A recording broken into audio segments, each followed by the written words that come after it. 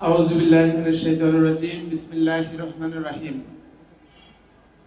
শহীদি কাফেলা বাংলাদেশ জামাত ইসলামী ঢাকা মহানগর উত্তরের রামপুরা উত্তর থানা কর্তৃক আয়োজিত আজকের এই কর্মী সম্মেলনে উপস্থিত রয়েছেন কেন্দ্রীয় মজলিস শুরার সদস্য, ঢাকা মহানগর উত্তরের অ্যাসিস্ট্যান্ট সেক্রেটারি, আমাদের শ্রদ্ধাভাজন দায়িত্বশীল জনাব জনতা নাজিরউদ্দিন মোল্লা ভাই সহ বিভিন্ন পর্যায়ের দায়িত্বশীল এবং আজকের অনুষ্ঠানের সভাপতি, রামপুরা উত্তর থানার সম্মানিত আমির, আগামী দিনের এই এলাকার কাউন্সিলর, কমিশনার ক্যান্ডিডেট জনাব ফজলে আহমেদ ফজলু ভাই সহ বিভিন্ন পর্যায়ের দায়িত্বশীল বৃন্দ, আসসালামু আলাইকুম ওয়া রাহমাতুল্লাহি ওয়া বারাকাতুহু।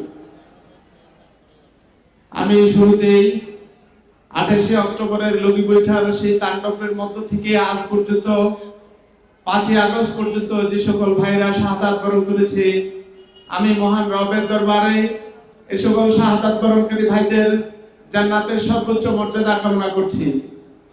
সম্মানিত উপস্থিতি, আপনারা জানেন 5ই আগস্টের আমরা যে নতুন বিপ্লব অর্জন করেছি, নতুন বিপ্লব নিয়ে এসেছি, এই বিপ্লব এমনি সাধিত হয়নি। এই বিপ্লব সাধন করার জন্য আমাদের অনেক ভাই তরুণ প্রাণ ঝরে গেছে। আমরা আমাদের এই তরুণ ভাইদের জীবনের বিনিময়ে যে নতুন স্বাধীনতা অর্জন করেছি, আগামী দিনের আমাদের এই কর্মী বাহিনীদেরকে স্বাধীনতার সার্বভৌমত্ব রক্ষাকে বুলন্দিত করবে। আমরা আমাদের জীবনের বিনিময় হলো এই স্বাধীনতা পুনরুদ্ধার রক্তকে সংগ্রামের মাধ্যমে অর্জিত হয়েছে, আমরা তা রক্ষা করব। সম্মানিত উপস্থিতি, আমরা যে সকল স্বৈরাচার এই দেশ থেকে পালিয়েছে, তারা স্বপ্ন দেখছে আবার এদেশের সেই তাদের সন্ত্রাসী বাহিনী দিয়ে এদেশের স্বাধীনতাকে বুলন্দিত করবে। আমরা তাদেরকে বলতে চাই, আমাদের জীবনের আমাদের গায়ে এক বিন্দু রক্ত থাকতে আমরা আমাদের এই স্বাধীনতা রক্ষা করব ইনশাআল্লাহ।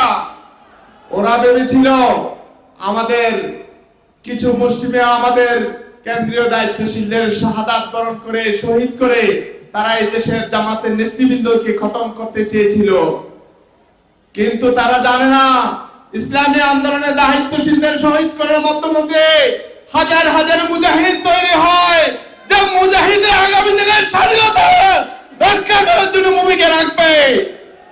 আমরা যারা এই দেশের ব্যাংক লুট করেছে, যারা বিডিআর বিদ্রোহের মাধ্যমে 57 জন অফিসার খুন করেছে, যারা এই দেশের অর্থনীতিকে পঙ্গু করে দিয়েছে, যারা এই দেশের স্বাধীনতার যে স্বাধীনতা ছিল আমাদের, সেই স্বাধীনতা আমাদের ভোগ করতে দেয়নি, তারা ভেবেছে আমরা এদেশে আগের মতো থেকে যাব, কিন্তু কখনো নয়।